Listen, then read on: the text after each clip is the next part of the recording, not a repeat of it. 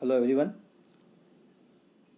आज हम BSc third year के पेपर सेकंड ऑर्गेनिक केमिस्ट्री में फोर्थ यूनिट अर्थात यूनिट नंबर 4 का टॉपिक प्रोटीन व न्यूक्लिक एसिड हम शुरू करेंगे। तो आज के इस वीडियो लेक्चर में हम प्रोटीन के परिचय के बारे में और एमिनो अम्ल क्या होता है, एमिनो अम्ल का वर्गीकरण व ज़ीटर आयन क्या होता है, इसके बारे में अध्ययन करेंगे। तो सबसे पहले हम बात करते हैं प्रोटीन के बारे में कि प्रोटीन क्या होता है। तो प्रोटीन शब्द ग्रीक भाषा का शब्द प्रोटीओस से लिया गया है, प्रोटीओस से लिया गया है, जिसका अर्थ होता है प्रथम, फर्स्ट। ठीक है। तो और यहाँ पे प्रथम का मतलब यह है कि जो हमारे शारीरिक वृद्धि के लिए, मानव जीवन में या ह्यूमन बीइंग के शारीरिक वृद्धि के लिए बहुत महत्वपूर्ण यौगिक होते हैं, उन यौगिकों को हम प्रोटीन कहा जाता है। और प्रोटीन जो शब्द है वो ग्रीक भाषा के शब्द प्रोटीओस से लिया गया है। दूसरी चीज, प्रोटीन है वह उच्च अणुभार वाले बहुलक होते हैं, और ये जो बहुलक होते हैं वो आपके होते हैं पॉलीएमाइड। पॉलीएमाइड बहुलक होते हैं प्रोटीन। एक प्रकार का ये प्राकृतिक बहुलक है पॉलीएमाइड। बहुत सारे एमिनो एसिड आपस में जुड़कर प्रोटीन अणु का निर्माण करते हैं, तो एक प्रकार का ये बहुलक है जो कि कौन सा है, पॉलीएमाइड। और इस प्रोटीन एमिनो अम्ल की जो एकलक इकाई होती है वह होती है आपकी अल्फा एमिनो कार्बोक्सिलिक अम्ल। इसकी एकलक इकाई जो होती है वो क्या होती है, अल्फा एमिनो कार्बोक्सिलिक अम्ल इसकी एकलक इकाई होती है। यहाँ पे अल्फा एमिनो कार्बोक्सिलिक अम्ल की मैंने स्ट्रक्चर लिखी हुई है, और मुख्य रूप से 20 प्रकार के एमिनो अम्ल ज्ञात हैं, और 20 प्रकार के एमिनो अम्ल अलग अलग तरीके से आपस में जुड़कर पॉलीएमाइड अर्थात प्रोटीन अणु का निर्माण करते हैं। और ये प्रोटीन अणु अनगिनत, असंख्य प्रकार के प्रोटीन के अणु आपके बन सकते हैं। यहाँ पे मैंने अल्फा एमिनो कार्बोक्सिलिक अम्ल अर्थात एमिनो अम्ल की एक स्ट्रक्चर लिखी हुई है, RCH NH2COOH। तो एमिनो अम्ल क्या होते हैं, अल्फा एमिनो कार्बोक्सिलिक अम्ल होते हैं। और ये जो प्रोटीन की एकलक इकाई है, और ये जो एकलक इकाई अर्थात मोनोमर यूनिट है, और ये प्रोटीन के एमिनो अम्ल जो है आपके वो आपस में जुड़कर बहुलक अणु प्रोटीन के निर्माण करते हैं। कि जैसा कि आप यहाँ पे देख रहे हैं, तो ये जो मुख्य क्रियात्मक समूह आपका this is a COOH main functional group, और उसके बाद वाला ये जो आप कार्बन देख रहे हैं उस कार्बन को हम अल्फा कार्बन कहेंगे। और इस अल्फा कार्बन से आपका NH2 मतलब एमिनो समूह अल्फा कार्बन से जुड़ा हुआ है, इस वजह से इसको नाम दिया गया है अल्फा एमिनो कार्बोक्सिलिक अम्ल। और इसको हम क्या कहते हैं, एमिनो एसिड हम कहते हैं, एमिनो अम्ल कहते हैं, जो प्रोटीन की एकलक इकाई होती है। नेक्स्ट आगे बढ़ते हैं। अब एमिनो अम्लों को दो प्रकार से वर्गीकृत किया गया है। एक है आपका आवश्यक एमिनो अम्ल, एक होता है आपका अनावश्यक एमिनो अम्ल। आवश्यक एमिनो अम्ल अर्थात एसेंशियल एमिनो एसिड्स का मतलब ये है कि इनका निर्माण मानव शरीर के अंदर नहीं हो सकता है, तो इसकी पूर्ति हमें बाहर से भोजन के द्वारा करनी होती है। इस वजह से इसे हम आवश्यक एमिनो अम्ल कहते हैं। इनका निर्माण शरीर के अंदर नहीं हो सकता है, तो उसको भोजन के माध्यम से मानव को लेना ज़रूरी है, नहीं तो मानव शरीर में वृद्धि का विकास रुक सकता है। तो ऐसे एमिनो एसिड्स को हम एसेंशियल एमिनो एसिड कहते हैं, जिसके एग्जाम्पल और संरचना सूत्र यहाँ पे दिए हुए हैं। और ये क्वेश्चन आपको ए पार्ट में पूछा जा सकता है कि आवश्यक एमिनो अम्ल क्या होता है और उनके एग्जाम्पल दीजिए। तो यहाँ पे एग्जाम्पल लिखे हुए हैं, उनकी संरचना सूत्र भी लिखी हुई है।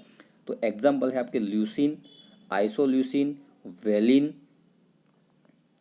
Threonine, phenylalanine, methionine, tryptophan, lysine, histidine व आर्जिनिन। ये आपके 10 प्रकार के जो अमीनो एसिड हैं वो आपके एसेंशियल अर्थात आवश्यक अमीनो अम्ल है, जिनका निर्माण शरीर के अंदर नहीं हो सकता है।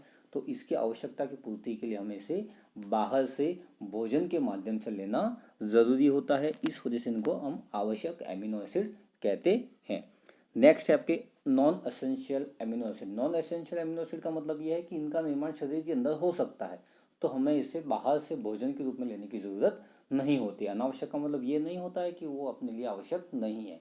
अनावश्यक का सिर्फ मतलब इतना है कि उनका निर्माण शरीर के अंदर हो सकता है, तो हम बाहर से भोजन के रूप में नहीं ले तो भी चल सकता है। तो इसके एग्जाम्पल हैं आपके alanine, asparagine, aspartic, cysteine, glycine, glutamine, glutamic अम्ल, ये आपके एग्जाम्पल हैं नॉन एसेंशियल एमिनो एसिड। तो इस प्रकार से 20 प्रकार के एमिनो एसिड ज्ञात हैं। उन 20 प्रकार के एमिनो एसिड में आवश्यक एमिनो एसिड एंड अनावश्यक एमिनो एसिड में हमने डिवाइड किया है। यह डिवाइडेशन का आधार क्या है कि शरीर में आवश्यकता किस प्रकार की है, उसके आधार पर हमने ये क्लासिफिकेशन किया। अब यहाँ पे हम नेक्स्ट क्लासिफिकेशन पढ़ेंगे कि एमिनो अम्ल व कार्बोक्सिलिक अम्ल समूह की संख्या के आधार पर हम वर्गीकरण करेंगे। मतलब आपने देखा कि अल्फा अमीनो एसिड्स हैं, अमीनो अम्ल क्या होता है, अल्फा अमीनो कार्बोक्सिलिक अम्ल समूह, कार्बोक्सिलिक अम्ल होते हैं। तो यहाँ पे दो क्रियात्मक समूह आपको दिख रहे हैं, एक तो एमिनो अर्थात NH2 समूह और दूसरा जो क्रियात्मक समूह है वो आपका है COOH अर्थात कार्बोक्सिलिक अम्ल समूह यहाँ पे उपस्थित है एमिनो अम्ल में। तो इनकी संख्या के आधार पर एमिनो अम्ल को उदासीन, अम्लीय व क्षारीय एमिनो एसिड में या एमिनो अम्ल में हमने वर्गीकृत किया है। तो जैसे कि आपका NH2 समूह जो होता है वो क्षारीय प्रकृति का होता है, जबकि COOH समूह आपका अम्लीय प्रकृति का होता है। तो इनकी संख्या के आधार पे हमने इनको डिवाइड किया है, उदासीन, अम्लीय व क्षारीय प्रकृति में वर्गीकृत किया है। तो पहला हम देखेंगे उदासीन amino acid, neutral amino acid. इसमें ऐसे एमिनो अम्ल आएंगे जिनमें NH2 समूह अर्थात एमिनो समूह व कार्बोक्सिलिक समूह अर्थात COOH समूह की संख्या समान होगी, मतलब दोनों की संख्या एक एक होगी। ऐसे एमिनो एसिड्स को हम क्या कहेंगे, न्यूट्रल एमिनो एसिड, उदासीन एमिनो अम्ल, जिसके एग्जांपल हैं आपके ग्लाइसिन। जैसे कि आप ग्लाइसिन के स्ट्रक्चर में देख रहे हैं, एक NH2 समूह है व एक COOH समूह है। तो एक अम्लीय गुण वाला और एक क्षारीय क्रियात्मक समूह दोनों उपस्थित हैं। तो एक दूसरे को आप क्या कर देते हैं, न्यूट्रल, उदासीन कर देते हैं, इस वजह से इनको उदासीन एमिनो अम्ल कहते हैं। दूसरा एग्जाम्पल है एलानिन। इसमें भी आप देख रहे हैं एक COOH समूह है व एक NH2 समूह है। तीसरा आपका एग्जाम्पल है फेनिल एलानिन। तो ये है आपके उदासीन एमिनो अम्ल के एग्जाम्पल। नेक्स्ट है आपका अम्लीय एमिनो अम्ल। अब अम्लीय एमिनो अम्ल का मतलब क्या होगा, इसमें कार्बोक्सिलिक अम्ल समूह की संख्या ज़्यादा होगी। जैसे कि अपन देखते हैं कि यहाँ पे एक एमिनो समूह होगा व दो या दो से अधिक कार्बोक्सिलिक समूह होंगे, तो ऐसे एमिनो एसिड्स को हम अम्लीय एमिनो अम्ल कहेंगे। यहाँ पे एग्जाम्पल दे रखा है एस्पार्टिक अम्ल। थर्ड एग्जाम्पल है आपका क्षारीय amino acid, basic amino acids. इसमें भी आप देख सकते हैं NH2 समूह की संख्या ज़्यादा होगी क्योंकि NH2 समूह आपका क्षारीय गुण रखता है। तो एक कार्बोक्सिलिक अम्ल समूह होगा व दो या दो से अधिक क्षारीय समूह अर्थात एमिनो समूह उपस्थित होगा, जिसका एग्जाम्पल दे रखा है लाइसिन, जिसकी स्ट्रक्चर यहाँ पे देखी दी हुई है। आप देख सकते हैं दो NH2 समूह है व एक कार्बोक्सिलिक समूह उपस्थित है। तो संख्या के आधार पे COOH व NH2 समूह की संख्या के आधार पे एमिनो एसिड को उदासीन, क्षारीय व क्षारीय व अम्लीय एमिनो एसिड में हमने वर्गीकृत किया। उदासीन में दोनों एक एक समूह होंगे, या अर्थात आप कह सकते हैं दोनों की संख्या समान होगी। दूसरा आपका क्षारीय अमीनो समूह, तो क्षारीय अमीनो समूह में NH2 समूह की संख्या ज़्यादा होगी। और तीसरा आपका अम्लीय अमीनो एसिड, उसमें आपकी कार्बोक्सिलिक अम्ल समूह की संख्या ज़्यादा होगी। तो ये अपने क्लासिफिकेशन किया, एक तो आवश्यकता और आवश्यकता के आधार पे, दूसरा हमने वर्गीकरण किया संख्या के आधार पे। तो एमिनो एसिड्स प्रोटीन है, वो एमिनो एसिड के एकलक इकाई होती है, प्रोटीन की एकलक इकाई एमिनो एसिड होती है, अल्फा एमिनो एसिड होती है। और अल्फा एमिनो एसिड 20 प्रकार के होते हैं, इनका हमने क्लासिफिकेशन किया। अब हम एमिनो एसिड के सामान्य भौतिक गुणधर्मों में सबसे महत्वपूर्ण गुणधर्म ज्विटर आयन की हम बात करते हैं। तो पहली बात तो ये कि एमिनो एसिड ध्रुवीय विलायकों में घुलनशील होता है। ध्रुवीय विलायक जैसे कि आपका पानी, वाटर में आपके घुलनशील होते हैं, और अध्रुवीय विलायक जैसे कि बेंजीन, ईथर, पेट्रोलियम ईथर, इनमें आपके ये अघुलनशील होते हैं, मतलब अविलय होते हैं। दूसरी सबसे इंपॉर्टेंट भौतिक गुणधर्म की बात करें एमिनो एसिड की, तो एमिनो एसिड ज्विटर आयन, उभयाविष्ट आयन के रूप में उपस्थित होते हैं। तो जैसा कि हम देखते हैं कि एमिनो अम्ल में दो क्रियात्मक समूह उपस्थित हैं, एक आपका एमिनो समूह अर्थात NH2 समूह और दूसरा आपका क्रियात्मक समूह उपस्थित है COOH समूह आपका उपस्थित है। तो हम अवरक्त स्पेक्ट्रम IR स्पेक्ट्रम की बात करें तो उसके लिए हमें अवशोषण बैंड हमें प्राप्त होने चाहिए थे 3400 सेंटीमीटर इनवर्स के आसपास, जो कि आपका किसके लिए होता है, NH2 समूह और COOH समूह। COOH समूह के लिए 2600 से लेकर 3400 समूह सेंटीमीटर इनवर्स के मध्य में अवशोषण बैंड प्राप्त होता है। लेकिन एमिनो एसिड में NH2 समूह व COOH समूह होने के बावजूद भी यहाँ पे जो अभिलाक्षणिक बैंड हमें प्राप्त होता है वह NH3 पॉजिटिव व COO माइनस की वजह से प्राप्त होता है, जो कि अवशोषण बैंड हमें मिलता है। NH3 पॉजिटिव की वजह से अभिलाक्षणिक अवशोषण बैंड हमें प्राप्त होता है 3130 से 3000 सेंटीमीटर इनवर्स, 1650 से 1500 सेंटीमीटर इनवर्स और 1550 से 1480 सेंटीमीटर इनवर्स पर NH3 प्लस की वजह से हमें प्राप्त होता है। और COO माइनस के अभिलाक्षणिक अवशोषण बैंड हमें 1600 से 1500 सेंटीमीटर इनवर्स के मध्य में प्राप्त होते हैं। तो इन अभिलाक्षणिक बैंड के आधार पर एमिनो एसिड की एक संरचना प्रस्तावित की गई। उस संरचना को हम ज्विटर आयन संरचना या उभयाविष्ट आयन संरचना हम कहते हैं, जो कि यहाँ पे स्ट्रक्चर लिखी हुई है, आप देख सकते हैं। Zwitter ionic structure NH3 positive CHRCOO minus, जो साम्य अवस्था में है NH2 CHRCOOH के। तो यहाँ पे ये जो स्ट्रक्चर लिखी हुई है ज्विटर आयनिक स्ट्रक्चर कही जाती है, जो एमिनो एसिड की इंपॉर्टेंट स्ट्रक्चर होती है, क्योंकि यहाँ पे एमिनो एसिड है वह एमिनो एसिड में NH2 समूह NH3 पॉजिटिव के रूप में उपस्थित होता है और COOH समूह COO माइनस के रूप में उपस्थित होता है, जो कि हमें अवरक्त स्पेक्ट्रोस्कोपी के माध्यम से हमें जानकारी प्राप्त होती है। जैसा कि अभिलाक्षणिक बैंड NH2 का प्राप्त नहीं होकर हमें NH3 पॉजिटिव का प्राप्त होता है और इधर से COOH समूह का प्राप्त नहीं होकर COO माइनस का प्राप्त होता है, जिसके आधार पर इसकी संरचना प्रस्तावित की गई, जिसे हम कहते हैं ज्विटर आयनिक संरचना या उभयाविष्ट आयनिक संरचना कहा जाता है। बहुत इंपॉर्टेंट क्वेश्चन है, एक महत्वपूर्ण क्वेश्चन यहाँ पे आपका बनता है कि एमिनो एसिड की ज्विटर आयनिक स्ट्रक्चर लिखिए, जो कि मैंने यहाँ पे आपकी स्क्रीन में आपकी दिख रही है, वो आपकी एमिनो एसिड की ज्विटर आयनिक स्ट्रक्चर है। अब जैसे आपने एमिनो एसिड को जल में विलय किया, तो जल में विलय करने पर एमिनो अम्ल में उपस्थित एमिनो समूह अर्थात NH2 एवं कार्बोक्सिलिक समूह COOH समूह के मध्य अंतर क्रिया होती है। मतलब उसी अणु के मध्य में क्रिया होती है। अंतर क्रिया होने की वजह से एक आंतरिक लवण इनर सॉल्ट बनता है, जिसे हम उभयाविष्ट आयन या ज्विटर आयन कहते हैं, जो कि एक उदासीन प्रकृति का होता है। और यहाँ पे मैंने इसको एग्जाम्पल के माध्यम से इसको अपना लिखा है कि this is the amino acids NH2 and this is COOH amino acid. अब यहाँ पे ये जो COOH समूह है एंड इस NH2 समूह के मध्य में अंतर क्रिया के द्वारा यहाँ से COOH से H प्लस निकलता है, उस H प्लस को ये NH2 समूह ग्रहण कर लेता है, तो ये NH2 समूह आपका कन्वर्ट हो जाता है NH3 पॉजिटिव में, और COOH से H प्लस निकलने की वजह से ये चेंज हो जाता है COO माइनस में। इस प्रकार से एक प्रकार की अंतर क्रिया के द्वारा आंतरिक लवण बनता है, उस लवण को हम कहते हैं ज्विटर आयन।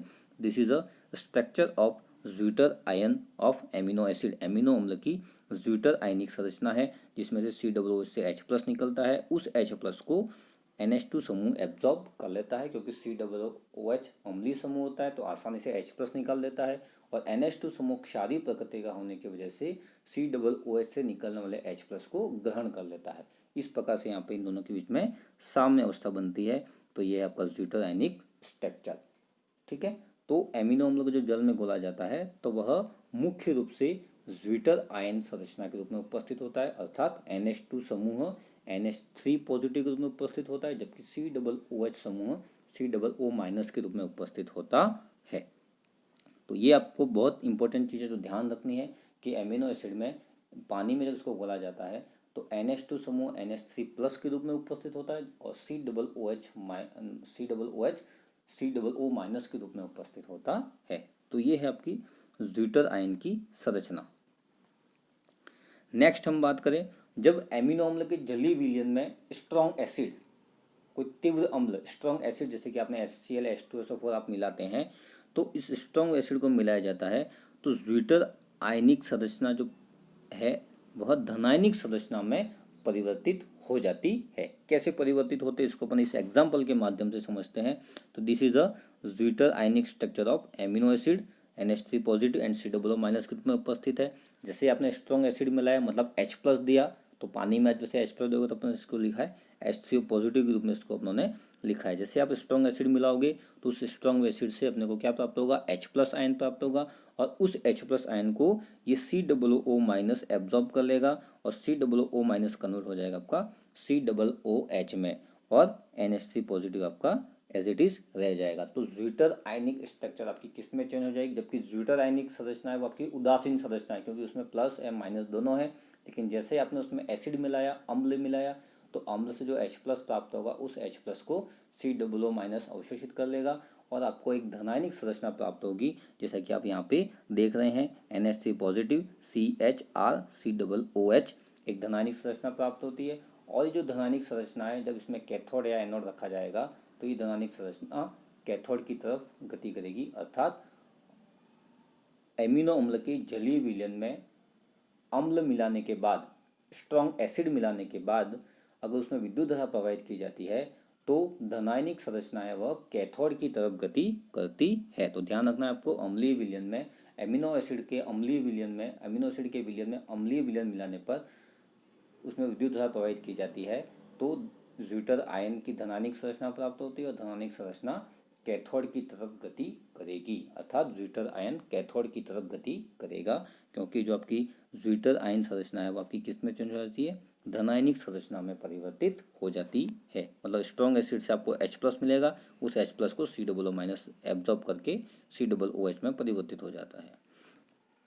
ठीक उसी प्रकार से जब एमिनो अम्ल के जलीय विलयन में क्षार विलयन मिलाया जाएगा, तो क्षारीय विलयन मिलाया जाएगा तो ज्विटर आयन की जो संरचना है वह आपकी परिवर्तित हो जाएगी, ऋणायनिक संरचना में परिवर्तित हो जाएगी, क्योंकि जैसे ही आपने क्षार मिलाया, स्ट्रॉन्ग बेस मिलाया, तो उस स्ट्रॉन्ग बेस से हमें क्या प्राप्त होगा, OH माइनस प्राप्त होगा, और OH माइनस आयन है वह इस NH3 पॉजिटिव में से H प्लस को ले लेगा और हमें प्राप्त हो जाएगा NH2 एंड COO माइनस, तीसरे प्रकार की स्ट्रक्चर प्राप्त होगी जिसे हम कहेंगे ऋणायनिक आयनिक संरचना। मतलब ज्विटर आयन आपका ऋणायनिक आयनिक संरचना में परिवर्तित हो जाएगा।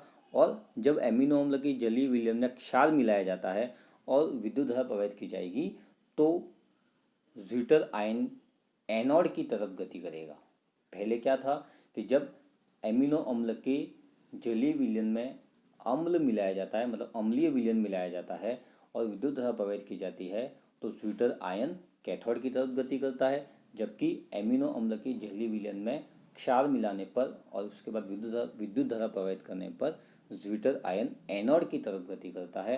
तो इसके पीछे मुख्य कारण क्या है कि जब क्षार मिलाया जाता है तो ज्विटर आयन संरचना ऋणायनिक संरचना में परिवर्तित हो जाती है, और ऋणायनिक संरचना पॉजिटिव चार्ज वाले, पॉजिटिव आवेश वाले इलेक्ट्रोड की ओर गति करती है, और पॉजिटिव आवेश वाले इलेक्ट्रोड को हम एनोड कहते हैं। तो इस प्रकार से हमने यहाँ पे चर्चा करी एमिनो एसिड की ज्विटर आयन की संरचना के बारे में हमने अध्ययन किया। जो सबसे महत्वपूर्ण संरचना है कि amino acid alpha amino carboxylic अम्ल होते हैं, और अल्फा एमिनो कार्बोक्सिलिक अम्ल की जो मुख्य संरचना होती है वो आपकी ज्विटर आयनिक संरचना होती है, क्योंकि इसमें जो NH2 समूह है वो NH2 समूह के रूप में उपस्थित नहीं होकर NH3 पॉजिटिव के रूप में होता है, और COOH समूह COO माइनस के रूप में उपस्थित होता है, जिसे हम कहते हैं ज्विटर आयनिक संरचना, जो कि एक प्रकार की उदासीन संरचना है। और इसकी जलीय विलयन में जैसे ही हम अम्ल मिलाते हैं तो ज्विटर आयनिक संरचना धनायनिक संरचना में परिवर्तित हो जाती है, और जैसे अगर क्षारीय विलयन मिलाया जाता है तो ज्विटर आयनिक संरचना ऋणायनिक संरचना में परिवर्तित हो जाती है। और इसी प्रकार इसी आधार पे ज्विटर आयन की कैथोड व एनोड की तरफ गति होती है। तो ये था आपका प्रोटीन का परिचय। प्रोटीन एक प्रकार का आपका पॉलीएमाइड होते हैं, और ये इनकी एक अलग इकाई होती है वो आपका अल्फा एमिनो एसिड होती है, और अल्फा एमिनो एसिड का क्लासिफिकेशन और हमने इसके ज्विटर आयनिक स्ट्रक्चर के बारे में अध्ययन किया। Thank you.